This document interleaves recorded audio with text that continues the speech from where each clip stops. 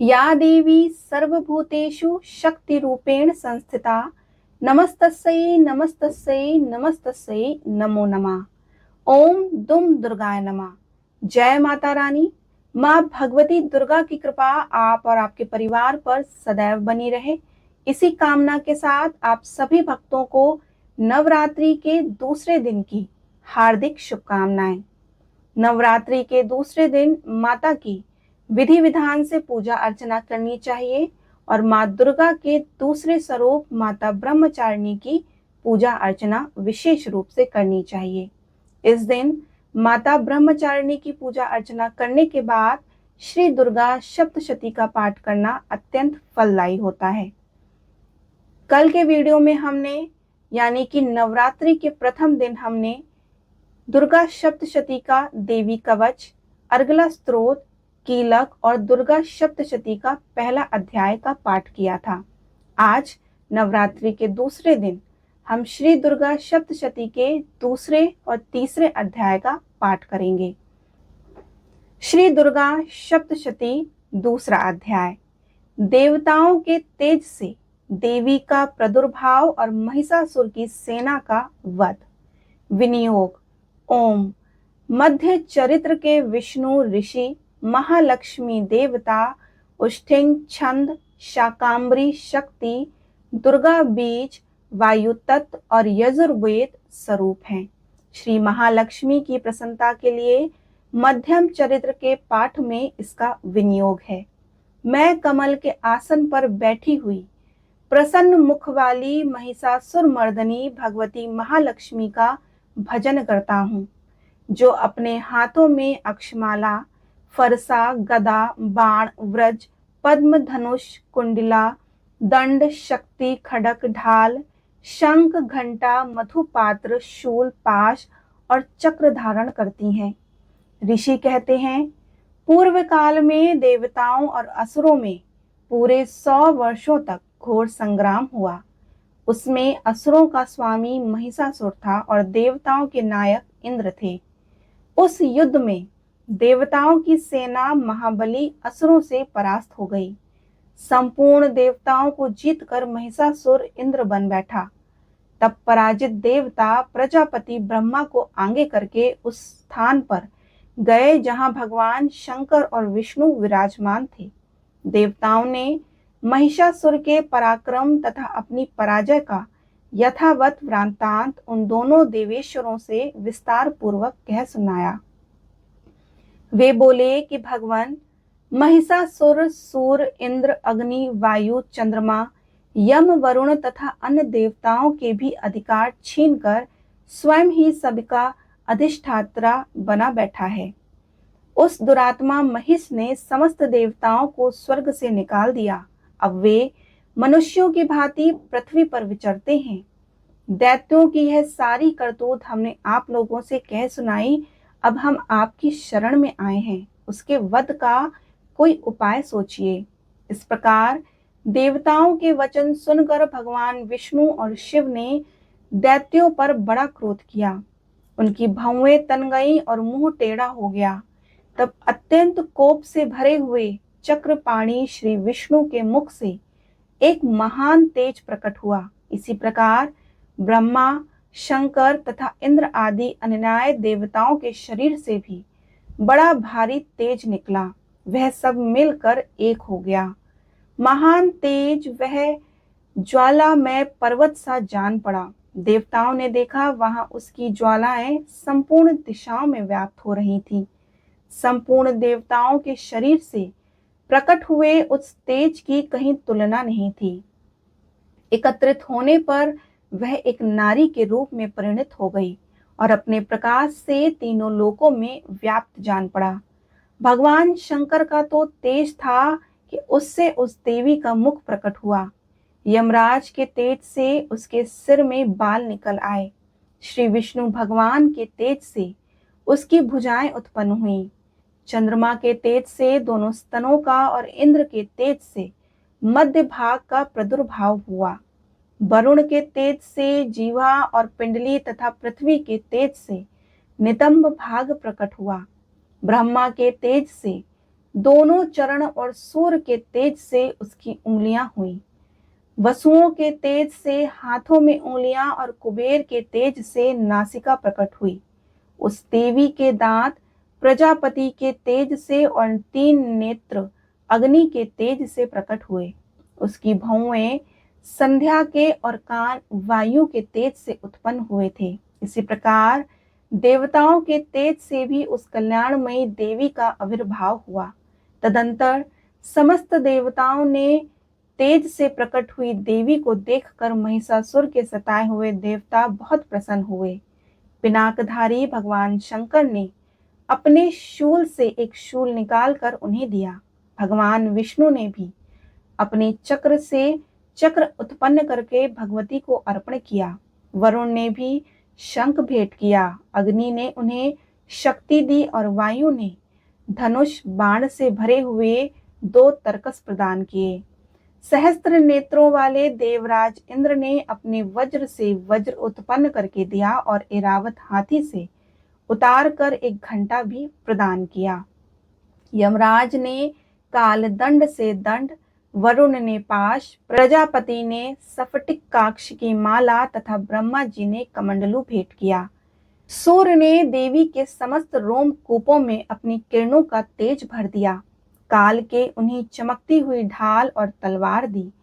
क्षीर समुद्र ने उज्जवल हार तथा सभी जीर्ण न होने वाले 2 दिव्य वस्त्र भेंट किए। साथ ही उन्होंने दिव्य चूड़ामणि, 2 कुंडल, कड़े, उज्जवल अर्धचंद्र, सब बाहुओं के लिए केयूर और दोनों चरणों के लिए नुपुर, गले की सुंदर हंसली और सब उंगलियों में पहनने के लिए रत्नों की बनी अंगूठियां भी दी। विश्वकर्मा ने उन्हें अत्यंत निर्मल फरसा भेंट किया। साथ ही अनेक प्रकार के अस्त्र और अभेद कवच दिए।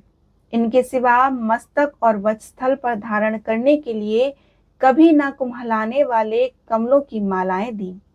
जलधि ने उन्हें सुंदर कमल का फूल भेंट किया। हिमालय ने सवारी के लिए सिंह तथा भांति भांति के रत्न समर्पित किए। धनाध्यक्ष कुबेर ने मधु से भरा पान पात्र दिया और संपूर्ण नागों के राजा शेष ने, जो इस पृथ्वी को धारण करते हैं, उन्हें बहुमूल्य मणियों से विभूषित नागहार भेंट दिया। इसी प्रकार अन्य देवताओं ने भी आभूषण और शस्त्र अस्त्र देकर देवी का सम्मान किया। तत्पश्चात उन्होंने बारंबार अट्टहास पूर्वक उच्च स्वर से गर्जना की। उनके भयंकर नाद से संपूर्ण आकाश गूंज उठा। देवी का वह अत्यंत उच्च स्वर से किया हुआ सिंहनाद कहीं समा न सका। आकाश उसके सामने लघु प्रतीत होने लगा। उससे बड़े जोर की प्रतिध्वनि हुई, जिससे संपूर्ण विश्व में हलचल मच गई और समुद्र कांप उठे, पृथ्वी डोलने लगी और समस्त पर्वत हिलने लगे। उस समय देवताओं ने अत्यंत प्रसन्नता के साथ सिंहवाहिनी भवानी से कहा कि देवी तुम्हारी जय हो। संपूर्ण त्रिलोकी को क्षोभग्रस्त देख दैत्यगण अपनी समस्त सेना को कवच आदि से सुसज्जित कर हाथों में हथियार ले सहसा उठकर खड़े हो गए। उस समय महिषासुर ने बड़े क्रोध में आकर कहा, आह, यह क्या हो रहा है। फिर वह संपूर्ण असुरों से घिरकर उस सिंहनाद की ओर लक्ष्य करके दौड़ा और आगे पहुंचकर उसने देवी को देखा, जो अपनी प्रभा से तीनों लोकों को प्रकाशित कर रही थी। साथ ही महर्षियों ने भक्ति भाव से विनम्र होकर उनका स्तवन किया। उनके चरणों के भार से पृथ्वी दबी जा रही थी। माथे के मुकुट से आकाश में रेखा सी खींची जा रही थी। वे अपने धनुष की टक्कार से 7 पातालों को क्षुब्ध किए देती थी। देवी अपने हजारों भुजाओं से संपूर्ण दिशाओं को उच्छादित करके खड़ी थी। तदंतर उनके साथ दैत्यों का युद्ध छिड़ गया। नाना प्रकार के अस्त्र शस्त्रों के प्रहार से संपूर्ण दिशाएं उद्दाशित होने लगी। छिछुर नामक महान असुर महिषासुर के सेना नायक थे। वह देवी के साथ युद्ध करने लगा। अन्य दैत्यों की चतुरांगिनी सेना साथ लेकर चामर भी लड़ने लगा।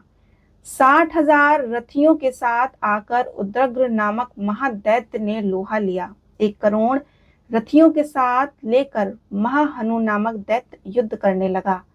जिसके रोए तलवार ने समान तीखे थे, वह असिल्लोमा नामक महादैत्य 5 करोड़ रथी सैनिकों सहित युद्ध में आ डटा। 60 लाख रथियों से घिरा हुआ बाशकल नामक दैत्य भी उस युद्ध भूमि में लड़ने लगा। परिवर्तित नामक राक्षस हाथी सवार और घुड़सवारों के अनेक दलों तथा 1 करोड़ रथियों के सेना के लेकर युद्ध में लड़ने लगा। बिडाल नामक दैत्य 5 अरब रथियों से घिर कर लोहा लेने लगा। इनके अतिरिक्त और भी हजारों महादैत्य रथ, हाथी और घोड़े की सेना साथ लेकर वहां देवी के साथ युद्ध करने लगे।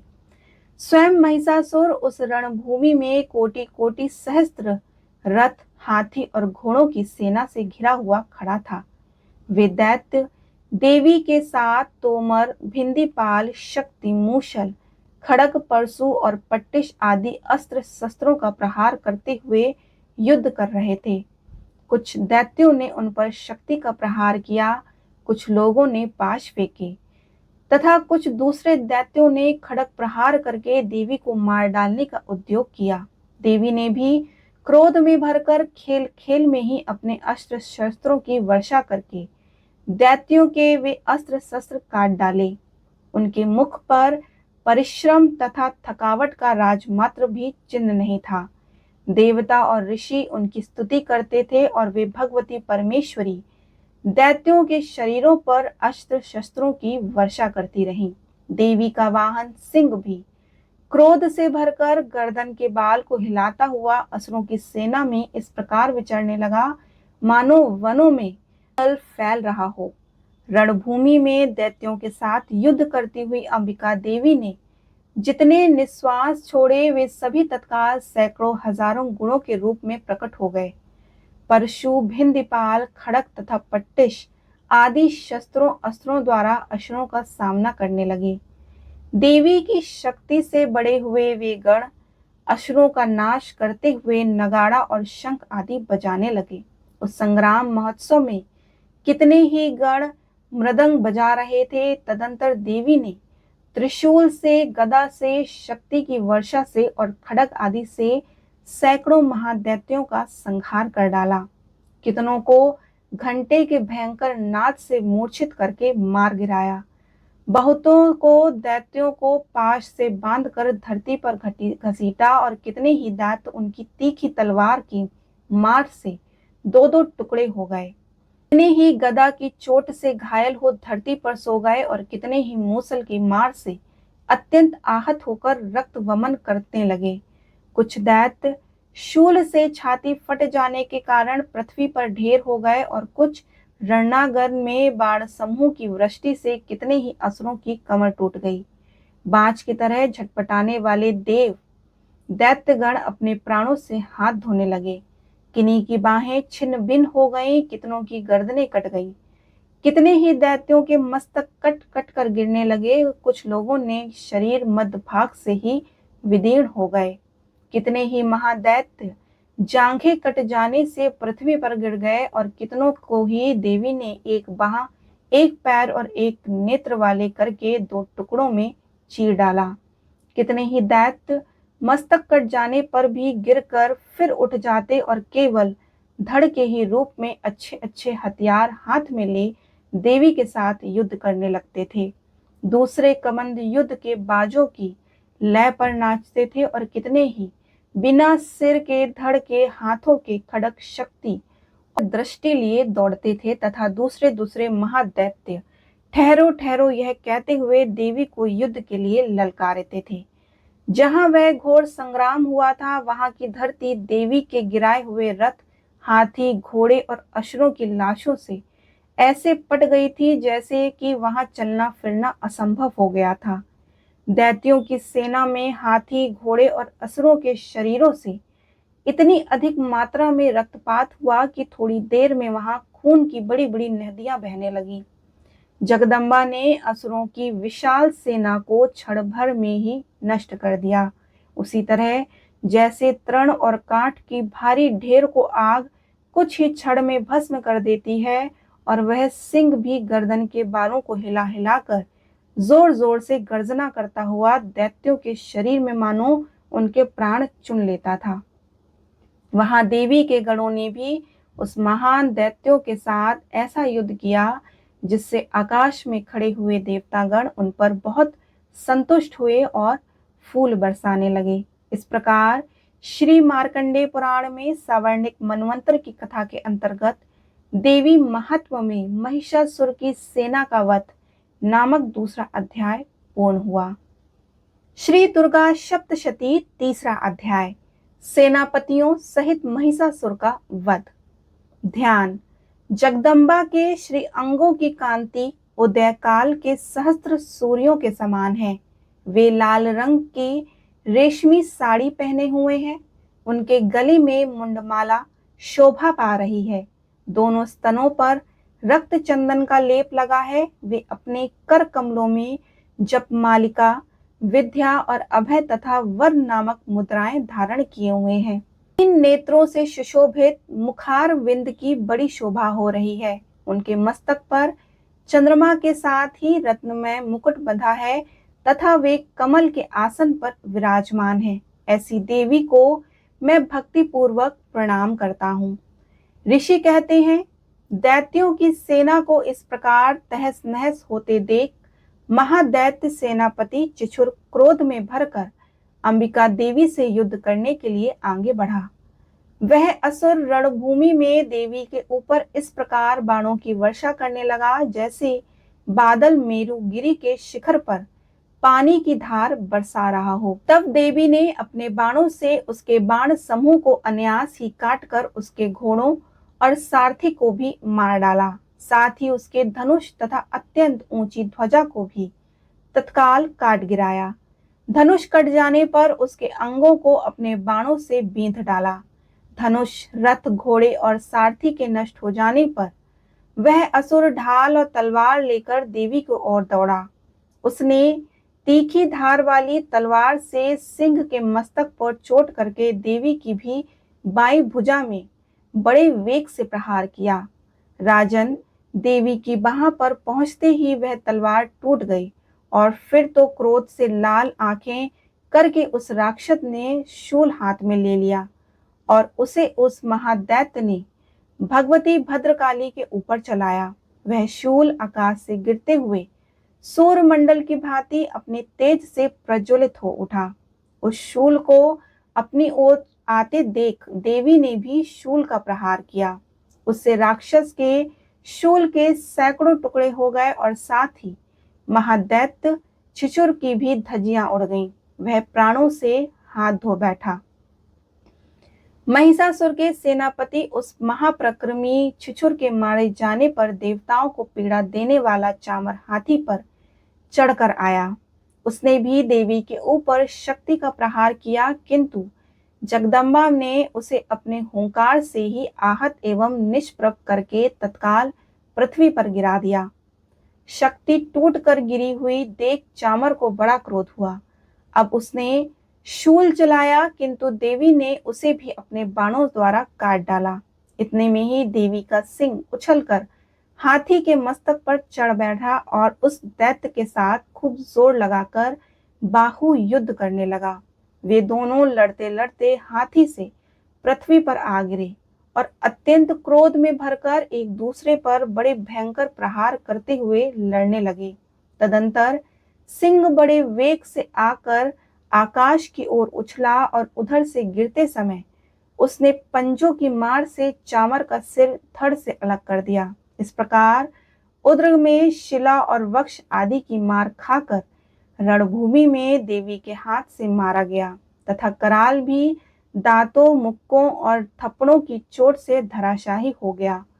क्रोध से भरी हुई देवी ने गदा की चोट से अध्युक्त कर कचूमर निकाल डाला। भिंदीपाल से वाशकल को तथा बाणों से ताम्र को और अंधक को मौत के घाट उतार दिया। 3 नेत्रों वाली परमेश्वरी ने त्रिशूल से उग्रासय, उग्रीव तथा महाहनु नामक दैत्यों को मार डाला।